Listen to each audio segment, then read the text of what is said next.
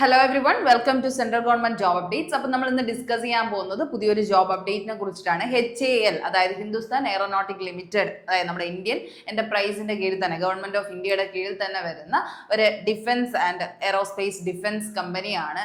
അതിലേക്ക് ഇപ്പൊ എന്ത് ചെയ്തിട്ടുണ്ട്, റിക്രൂട്ട്മെന്റ്സ് വിളിച്ചിട്ടുണ്ട്. അപ്പൊ ഇതെന്ന് പറയുന്നത് ഗവൺമെന്റ് ഓഫ് ഇന്ത്യ എന്റർപ്രൈസ് ആണ്. നമ്മുടെ ഏവിയോണിക്സ് ഡിവിഷൻ ആണ് വരുന്നത്. അതായത് നമ്മുടെ സെൻട്രൽ ആംഡ് ഫോഴ്സസിലേക്കൊക്കെ ഉള്ള എയർക്രാഫ്റ്റ് മാനുഫാക്ചറിങ് അങ്ങനത്തെ കുറെ കാര്യങ്ങൾ ചെയ്യുന്നത് റിസർച്ച് സെന്റർ എന്നൊക്കെ പറഞ്ഞാണ് നമ്മൾ HAL അറിയപ്പെടുന്നത്, ഹിന്ദുസ്ഥാൻ എയറോസ്പേസ് ലിമിറ്റഡ് എന്ന് പറയുന്നത്. അപ്പൊ അതിലേക്കുള്ള വാക്കൻസീസിനെ കുറിച്ചാണ് നമ്മൾ ഇന്ന് ഡിസ്കസ് ചെയ്യുന്നത്. അപ്പൊ ഹിന്ദുസ്ഥാൻ എയറോനോട്ടിക് ലിമിറ്റഡ് എന്ന് പറയുന്നത് ഹൈദരാബാദിൽ, നമ്മുടെ ഹൈദരാബാദിൽ ബാംഗ്ലൂർ ബേസ്ഡ് ആയിട്ടുള്ള ഒരു നമ്മുടെ കമ്പനിയാണ്. അതുപോലെ തന്നെ മഹാരത്ന സെൻട്രൽ പബ്ലിക് സെക്ടർ അണ്ടർടേക്കിംഗിലാണ് ഏത് വരുന്നത്, Hindustan aeronautic limited completely central government കീഴിൽ തന്നെയാണ് വരുന്നത്. Is inviting applications from eligible candidates for engagement on tenure ബേസിസിൽ. ഇപ്പൊ വിളിച്ചിരിക്കുന്നതെന്ന് ചോദിച്ചു കഴിഞ്ഞാൽ ടെന്യുവർ ബേസിസിലാണ്. അതും കൂടെ നിങ്ങൾ എന്ത് ചെയ്യുക, ശ്രദ്ധിക്കുക. ടെന്യുവർ ബേസിസ് ആണ്. എത്ര പീരീഡ് എന്ന് ചോദിച്ചു കഴിഞ്ഞാൽ 4 വർഷത്തേക്കാണ് ടെന്യൂർ വിളിച്ചിരിക്കുന്നത്. പെർമനന്റ് ആക്കുന്നതല്ല. ഇപ്പൊ എന്താണ്, ടെമ്പററി ടെന്യൂറിലാണ്. എത്ര, 4 വർഷത്തേക്കാണ്. നോൺ എക്സിക്യൂട്ടീവ് കാഡറെ എന്ന് പറയുന്ന പോസ്റ്റിലേക്കാണ് ഡിപ്ലോമ ടെക്നീഷ്യനെയും അതുപോലെ തന്നെ ഓപ്പറേറ്റേഴ്സിനെയും ക്ഷണിച്ചിട്ടുള്ളത്. അപ്പൊ ഇങ്ങനെയാണ് വേക്കൻസി വിളിച്ചിരിക്കുന്നത്. 4 വർഷത്തിന്റെ ഒഴിവിലേക്ക് ഡിപ്ലോമ ടെക്നീഷ്യനെയും അതുപോലെ തന്നെ ഓപ്പറേറ്റേഴ്സിനെയാണ് വിളിച്ചിട്ടുള്ളത്.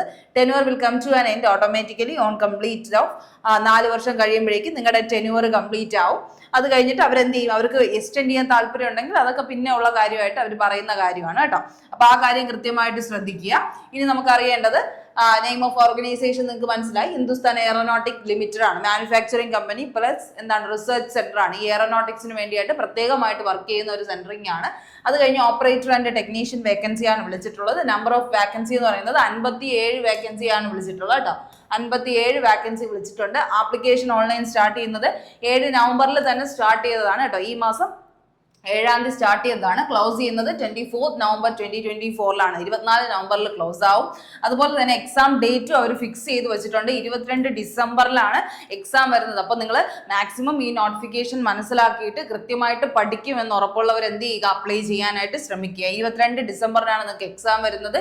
ഏജ് ലിമിറ്റ് എന്ന് പറയുന്നത് 28 വയസ്സ് വരെ ഉള്ളവർക്ക് അപ്ലൈ ചെയ്യാം കേട്ടോ. 28 വയസ്സ് വരെ ഉള്ളവർക്ക് അപ്ലൈ ചെയ്യാം.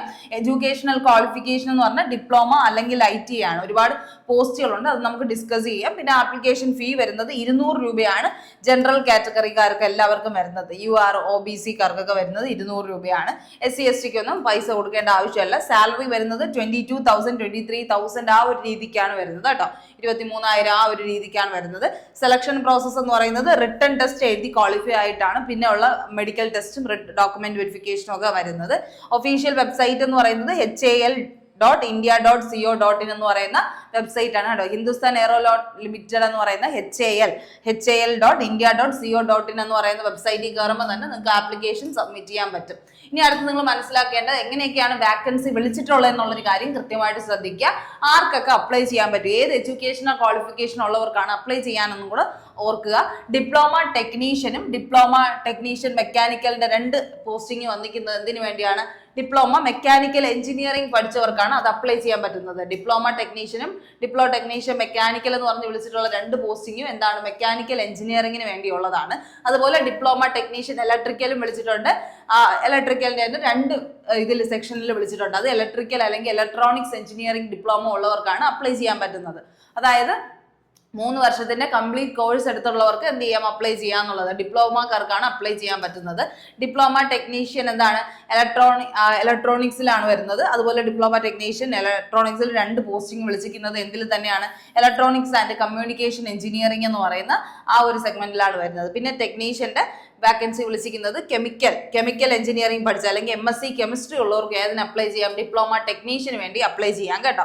അതുപോലെ ഓപ്പറേറ്റർ ഇലക്ട്രോണിക്സ് മെക്കാനിക്കൽ വേണ്ടി അപ്ലൈ ചെയ്യാനായിട്ട് നിങ്ങൾക്ക് എന്തുണ്ടായിരിക്കണം, ITI അല്ലെങ്കിൽ എന്താണ് NAC എന്തെങ്കിലും അപ്രന്റീസ്ഷിപ്പ് നിങ്ങൾ ചെയ്തിട്ടുണ്ടായിരിക്കുന്നത്. ട്രെയിനിങ് എന്തെങ്കിലും ട്രേഡിന്റെ സർട്ടിഫിക്കറ്റ് എന്തെങ്കിലും ഉള്ളവർക്ക് എന്തിനു അപ്ലൈ ചെയ്യാം, ഇലക്ട്രോണിക് മെക്കാനിക് അല്ലെങ്കിൽ ഓപ്പറേറ്റർ എന്ന് പറയുന്ന ഫിറ്റർ എന്നൊക്കെ പറഞ്ഞിട്ട് ഓപ്പറേറ്റർ ലെവലുണ്ട്. ഓപ്പറേറ്റർ ഉള്ളവർക്ക്, അതായത് ഇതൊക്കെ എന്താണ്, ഡിപ്ലോമ ടെക്നീഷ്യൻ ആണെങ്കിൽ നിങ്ങൾക്ക് എന്ത് വേണം, ഡിപ്ലോമ വേണം. മെക്കാനിക്കൽ എഞ്ചിനീയറിംഗിലോ ഇലക്ട്രിക്കൽ എഞ്ചിനീയറിംഗിനോ അല്ലെങ്കിൽ ഇലക്ട്രോണിക്സ് കമ്മ്യൂണിക്കേഷൻ എഞ്ചിനീയറിംഗിലോ അല്ലെങ്കിൽ കെമിക്കൽ എഞ്ചിനീയറിംഗിനോ ഉള്ളവർക്ക് ഡിപ്ലോമ പോസ്റ്റുകളിലേക്ക് ടെക്നീഷ്യൻ പോസ്റ്റിലേക്ക് അപ്ലൈ ചെയ്യാം. ഓപ്പറേറ്റർ പോസ്റ്റ് ആണ് നിങ്ങൾ നോക്കുന്നത്. ചെയ്യുന്നതെങ്കിൽ നിങ്ങൾക്ക് എന്ത് മതി, ITI മതി. 10ാം ക്ലാസ് കഴിഞ്ഞിട്ടുള്ള ITIയും പ്ലസ് എന്തും കൂടെ വേണം നിങ്ങൾക്ക്, NAC സർട്ടിഫിക്കറ്റ്, അതായത് അപ്രന്റീഷിപ്പ് എന്തിലെങ്കിലും നിങ്ങൾ ചെയ്തിരിക്കണം. ഏതെങ്കിലും ഒരു ട്രെയിനിങ് നിങ്ങൾ 2 വർഷത്തേക്ക് ചെയ്തിട്ടുണ്ടായിരിക്കണം. 2 വർഷം 1 വർഷത്തേക്ക് ചെയ്തിരിക്കണം. NCTVT എന്ന് പറഞ്ഞാൽ എന്താണ്, ട്രേഡ് ബേസ് ആയിട്ടുള്ള ട്രെയിനിങ്, വൊക്കേഷണൽ ട്രെയിനിങ്ങും നിങ്ങൾ ചെയ്തിട്ടുണ്ടെങ്കിൽ ഒന്നേ നിങ്ങൾക്ക് എന്ത് വേണം, അപ്രന്റീഷിപ്പ് വേണം, അല്ലെങ്കിൽ ട്രേഡിന്റെ എന്തെങ്കിലും ഒരു ട്രെയിനിങ്ങും കൂടെ ചെയ്തിരിക്കണം, വൊക്കേഷണൽ ട്രെയിനിങ് കൂടെ ചെയ്തിരിക്കണം. ഇലക്ട്രോണിക് മെക്കാനിക് ട്രേഡും ഫിറ്റർ ട്രേഡും ഒക്കെയാണ് ചോദിക്കുന്നത് കേട്ടോ. അപ്പൊ ആ പോയിന്റ് കൃത്യമായിട്ട് ശ്രദ്ധിക്കുക. പിന്നെ വരുന്നതെന്ന് പറഞ്ഞു കഴിഞ്ഞാൽ നമുക്ക് പിന്നെ വരുന്ന കാര്യം എന്ന് പറഞ്ഞു കഴിഞ്ഞാൽ ടോട്ടൽ നമ്മൾ പറഞ്ഞു വാക്കൻസീസ് 57 ആണുള്ളത്. 57 ഓരോന്നിൽ ഡിവൈഡ് ചെയ്ത് കൊടുത്തിട്ടുണ്ട് കേട്ടോ. നിങ്ങളുടെ പ്ലേസ് ഓഫ് പോസ്റ്റിംഗ് വരുന്നതെന്ന് പറഞ്ഞാൽ ഹൈദരാബാദിലായിരിക്കും. ആ കാര്യം കൃത്യമായിട്ട് ശ്രദ്ധിക്കുക. നിങ്ങളുടെ എക്സാമിനേഷൻ എഴുതാൻ പോവേണ്ടതും അതുപോലെ തന്നെ പ്ലേസ് ഓഫ് പോസ്റ്റിംഗ് എവിടെ ആയിരിക്കും, ഹൈദരാബാദ്. കാരണം ഹൈദരാബാദിലാണ് എന്ത് ചെയ്തിരിക്കുന്നത്, ഈ കമ്പനി സിറ്റുവേറ്റ് ചെയ്തിരിക്കുന്നത്. അതുകൊണ്ട് തന്നെ നിങ്ങൾക്ക് എന്തെങ്കിലും ലൊക്കേറ്റ് ചെയ്തിരിക്കുന്നത്. അതുകൊണ്ട് നിങ്ങൾക്ക് അവിടെ പോയി എന്ത് ചെയ്യേണ്ടി വരും, എക്സാമും എഴുതേണ്ടി വരും. അവിടെ തന്നെ ആയിരിക്കും ജോലിയും കിട്ടുന്നത്. പിന്നെ എന്താണ്, IAF ഇന്ത്യൻ എയർഫോഴ്സ് ബേസിസിൽ ഉള്ള കുറെ എന്ത് ചെയ്തിട്ടുണ്ട്, സെന്റേഴ്സ് ഉണ്ട്. അവിടെ എവിടെ വേണമെങ്കിലും കിട്ടാം കേട്ടോ. Will be posted in Hyderabad and any of the IAF ബേസിസിലും നിങ്ങൾക്ക് എന്ത് ചെയ്യാം, ജോലി പോസ്റ്റിംഗ് ഉണ്ടാവാം. അതാണ് ശ്രീനഗർ, സിർസ, ബത്തിൻഡ, ബറേലി, ഗോരഖ്പൂർ, ഗോലിയാർ. ഇതൊക്കെ എന്താണ്, ഉത്തർപ്രദേശ് ആ ഒരു റീജിയൻ ആണ് കേട്ടോ. നോർത്തേൺ പാർട്ടിലൊക്കെയാണ് കിട്ടുന്നത്. ഇവിടെ അടുത്ത് നോക്കുകയാണെങ്കിൽ ഒന്ന് മഹാരാഷ്ട്രയിലുള്ള പൂനെയിലും അതുപോലെ തന്നെ എന്താണ് നമ്മുടെ ഗോവയിലും ഒക്കെയാണ് പറഞ്ഞിരിക്കുന്നത്. അത് നമ്മുടെ പ്ലേസ് അനുസരിച്ചായിരിക്കും അവർ ചിലപ്പോൾ അപ്പോയിന്റ്മെന്റ്സ് കാണിക്കുന്നത്.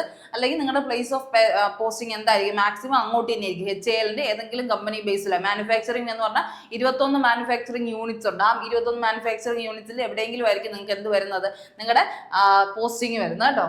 Any request for change in place of posting will not be entertained. നമുക്ക് റിക്വസ്റ്റ് ചെയ്യാൻ പറ്റില്ല, നമുക്ക് ഇവിടെ തരണമെന്ന് പറഞ്ഞാൽ നമുക്ക് റിക്വസ്റ്റ് ചെയ്യാൻ പറ്റില്ല. അപ്പൊ ഈ കാര്യമൊക്കെ കൃത്യമായിട്ട് അറിഞ്ഞു വെച്ചിട്ട് വേണം നിങ്ങൾ എന്ത് ചെയ്യാൻ, അപ്ലൈ ചെയ്യാനായിട്ട് കേട്ടോ. അപ്പോൾ നിങ്ങൾ ഉദ്ദേശിക്കുന്ന ഒരു പ്ലേസസിൽ തന്നെ അവർ തരണം എന്നില്ല. അവരിഷ്ടമുള്ളതായിരിക്കും നമ്മൾക്ക് എന്ത് ചെയ്യുന്നത്, ജോലി തരുന്നത് കേട്ടോ. അപ്പൊ ആ കാര്യമൊക്കെ കൃത്യമായിട്ട് ശ്രദ്ധിച്ച് നിങ്ങൾ അപ്ലൈ ചെയ്യാവൂ. ഇനി അടുത്ത് നിങ്ങൾക്ക് ഹൗർ they will be liable to be transfer post. പിന്നെ നമുക്ക് എപ്പോഴെങ്കിലും നമ്മുടെ ഇത് കണ്ടിട്ട് അവരെന്ത് ചെയ്യാം, അവർക്ക് എന്ത് ചെയ്യാൻ പറ്റും, ട്രാൻസ്ഫർ ചെയ്യാൻ പറ്റും. നമ്മൾ ഏതെങ്കിലും ഒരു നമ്മുടെ അടുത്തുള്ള സെന്റേഴ്സിലൊക്കെ ചിലപ്പം പോസ്റ്റ് ചെയ്യാൻ ചാൻസ് ഉണ്ടെന്നേ പറയാൻ പറ്റും കേട്ടോ. ഇനി അടുത്ത ചാനൽ സ്കെയിൽ എന്ന് പറഞ്ഞാൽ ഡിപ്ലോമ ടെക്നീഷ്യന് എത്രയാണ്, 23,000 രൂപയാണ് വരുന്നത്. ഡിപ്ലോമ ഉള്ളവർക്കാണെങ്കിൽ 23,000, ഓപ്പറേറ്റർ പോസ്റ്റിംഗിലാണെങ്കിൽ 5 സ്കെയിലാണ്. അതുകൊണ്ട് 22,000 രൂപയാണ് പറയണത്. ഈ ഒരു സാലറി മാത്രമല്ല, നിങ്ങൾക്ക് എന്തുണ്ട്, സെൻട്രൽ ഗവൺമെന്റ് ആയതുകൊണ്ട് തന്നെ നിങ്ങൾക്ക് ഇതിന്റെ കൂടെ അലവൻസ് ആൻഡ് അല്ലാത്ത പേയ്മെന്റ്സ് എല്ലാം വരുന്നുണ്ട് കേട്ടോ. നിങ്ങളുടെ ഹൗസ് റെന്റ് അലവൻസ് എന്നൊക്കെ പറഞ്ഞിട്ടുള്ള എല്ലാ അലവൻസും സെൻട്രൽ ഗവൺമെന്റ് ആയിരിക്കുമ്പോൾ കിട്ടുന്ന എല്ലാ അലവൻസും ഏതിൽ അപ്ഗ്രേഡ് ആവും, ഇതിലേക്ക് അപ്ഡേറ്റ് ആയി തന്നെ വരും കേട്ടോ. അപ്പൊ ആ ഒരു കാര്യത്തിലൊന്നും പേടിക്കേണ്ട. 23,000 ഒന്ന് ബേസ് ആയിട്ടാണ് നമ്മൾ പറയുന്നത്. ഇതിന്റെ കൂടെ എല്ലാ അഡീഷണൽ ഫാക്ടേഴ്സും കൂടെ വരുമ്പോൾ ഏകദേശം 30,000 അടുപ്പിച്ച് നിങ്ങൾക്ക് എന്ത് ചെയ്യും, കയ്യിൽ സാലറി ഉണ്ടായിരിക്കും കേട്ടോ. ആ കാര്യം ശ്രദ്ധിക്കുക. പിന്നെ സെലക്ഷൻ പ്രൊസീജിയർ എന്ന് പറഞ്ഞാൽ ഒരു റിട്ടൺ എക്സാമിനേഷൻ ആണ് ആദ്യം ഉള്ളത്. പിന്നെ എന്തുണ്ട്, മെഡിക്കൽ എക്സാമിനേഷൻ ഉണ്ട്. മെഡിക്കലും കൂടെ ചെക്ക് ചെയ്ത് അവസാനം ഡോക്യുമെന്റ് വെരിഫിക്കേഷനും കഴിഞ്ഞാൽ നിങ്ങൾക്ക് എന്ത് ചെയ്യാം, ഇതിലേക്ക് ജോയിൻ ചെയ്യാൻ പറ്റും. റിട്ടൺ ടെസ്റ്റ് ആണ് വരുന്നത് കേട്ടോ. ഇനി അടുത്ത ആപ്ലിക്കേഷൻ ഫീ എന്ന് പറഞ്ഞാൽ 200 രൂപയാണ്. UR, OBC, അതുപോലെ OBC, NCL, പിന്നെ എന്താണ് EWS കാറ്റഗറിക്ക് വരുന്നത്. നില്ലാണ്. വേറെ ആർക്കും എന്ത് ചെയ്തിട്ടില്ല, ഫീസ് ഇല്ല. നില്ലെന്ന് പറഞ്ഞാൽ SC, ST, PWD കാൻഡിഡേറ്റ്സിനൊന്നും എന്തില്ല, ഫീസ് കൊടുക്കേണ്ട ആവശ്യമില്ല കേട്ടോ. ആ കാര്യം ശ്രദ്ധിക്കുക. ഇനി അടുത്ത് നമ്മൾ നോക്കുകയാണെങ്കിൽ ആപ്ലിക്കേഷൻ ഫീസ് 200 രൂപയേ ഉള്ളൂ. അപ്പൊ നിങ്ങൾ ഈ കാര്യങ്ങളൊക്കെ കൃത്യമായിട്ട്, ഇതിന്റെ റിസ്ക് ഒക്കെ കൃത്യമായി മനസ്സിലാക്കിയിട്ട് മാത്രം എന്ത് ചെയ്യുക, അപ്ലൈ ചെയ്യാനായിട്ട് ശ്രദ്ധിക്കുക. റിട്ടൺ ടെസ്റ്റ് വരുന്നതെന്ന് പറഞ്ഞാൽ 2.5 മണിക്കൂറിൽ ഡ്യൂറേഷനാണ് വരുന്നത്.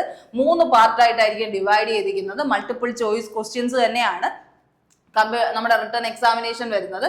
അതിലെന്താണ്, പാർട്ട് 1 20 ക്വസ്റ്റ്യൻസ് ഉണ്ടായിരിക്കും. ജനറൽ അവയർനെസിന്റെ ജനറൽ GKയുടെ എത്ര ഒരു പാർട്ട് 1 എന്ന് പറഞ്ഞാൽ GK ആണ്, 20 ക്വസ്റ്റ്യൻസ് ആണ് വരുന്നത്. പാർട്ട് 2 എന്ന് പറഞ്ഞാൽ 40 ക്വസ്റ്റ്യൻസ് എന്തിനാണ്, ഇംഗ്ലീഷ് ആൻഡ് റീസണിങ് എന്ന് പറഞ്ഞായിരിക്കും വരുന്നത്. പാർട്ട് 2 ഇംഗ്ലീഷും റീസണിങ് കൂടെ 40 ക്വസ്റ്റ്യൻസ് 20 വെച്ചായിരിക്കാം വരുന്നത്. ഇനി അടുത്ത പാർട്ട് 3 എന്ന് പറയുന്നത് കൺസിസ്റ്റ് ഓഫ് 100 ക്വസ്റ്റ്യൻസ്. 100 ക്വസ്റ്റ്യൻസ് എന്തിനെ ബേസ് ചെയ്തിട്ടാ, നിങ്ങളുടെ കൺസേൺഡ് ഡിസിപ്ലിൻ, നിങ്ങൾ ഏത് ട്രേഡ് ആണോ പഠിച്ചത്, അതായത് ഇപ്പൊ മെക്കാനിക്കൽ ആണെങ്കിൽ മെക്കാനിക്കലിന്റെ ക്വസ്റ്റ്യൻ ആയിരിക്കും, ഇലക്ട്രോണിക്സ് ആണെങ്കിൽ ഇലക്ട്രോണിക്സ് ആയിരിക്കും, അല്ലെങ്കിൽ ഇപ്പൊ കെമിക്കൽ എഞ്ചിനീയറിംഗ് ആണെങ്കിൽ കെമിക്കൽ എഞ്ചിനീയറിംഗിന്റെ ആയിരിക്കും, ഓപ്പറേറ്റർ, ഫിറ്റർ ഉണ്ട്, പെയിന്റർ ഉണ്ട്, അങ്ങനെയൊക്കെ ഉണ്ട്. അപ്പൊ അതിൽ ഏതാണോ വരുന്നത് ആ ഒരു ട്രേഡിന്റെ ബേസിസിലുള്ള ക്വസ്റ്റ്യൻസ് ആയിരിക്കും വരുന്നത് കേട്ടോ. Each questions carries 1 mark each ആണ്, 1 മാർക്ക് വെച്ചും. അത് കഴിഞ്ഞ് എന്താണ്, there is no negative marking. Negative marking ഒന്നും ഇല്ല എന്നും പറഞ്ഞിട്ടുണ്ട്. അപ്പൊ ഇത്രയും കാര്യങ്ങളാണ് അതിനെ കുറിച്ച് പറയാനുള്ളത്. അപ്പൊ റിട്ടൺ ടെസ്റ്റ് ഇങ്ങനെയാണ് വരുന്നത്. പോസ്റ്റിങ്ങിന്റെ കാര്യം നമ്മൾ പറഞ്ഞു, ഫീസിന്റെ കാര്യം പറഞ്ഞു. അപ്പൊ ഇതെല്ലാം കൃത്യമായി മനസ്സിലാക്കി നിങ്ങൾക്ക് എന്ത് ചെയ്യാം, കൂടുതൽ ഡീറ്റെയിൽസ് വേണമെങ്കിൽ ഇതിന്റെ താഴെ നമ്മൾ എന്ത് കൊടുത്തേക്കാം, ഇതിന്റെ PDF അവൈലബിൾ ആക്കിയിട്ടുണ്ട്. ആ PDF കയറിയിട്ട് നിങ്ങൾ കൃത്യമായിട്ട് വായിച്ചു നോക്കുക, എത്ര പോസ്റ്റുകളാണ് ഉള്ളത്. ഇതൊക്കെ മനസ്സിലാക്കി അപ്ലൈ ചെയ്യാനായിട്ട് ശ്രമിക്കുക. india.co.in എന്ന് പറഞ്ഞ വെബ്സൈറ്റിൽ കയറി കഴിഞ്ഞാൽ അപ്ലൈ ഓൺലൈൻ എന്ന് പറഞ്ഞ HCLന്റെ റിക്രൂട്ട്മെന്റ് അവിടെ തന്നെ കാണും. അപ്പോൾ ഇത്രയും പെട്ടെന്ന് നിങ്ങൾ ചെയ്യാൻ താല്പര്യമുള്ളവരാണെങ്കിൽ ഉറപ്പായിട്ടും എന്ത് ചെയ്യുക, അതിന് വേണ്ടിയായിട്ട് ശ്രമിക്കുക കേട്ടോ. അപ്പോൾ എല്ലാവർക്കും നല്ലൊരു ദിവസം ആശംസിക്കുന്നു. Thank you.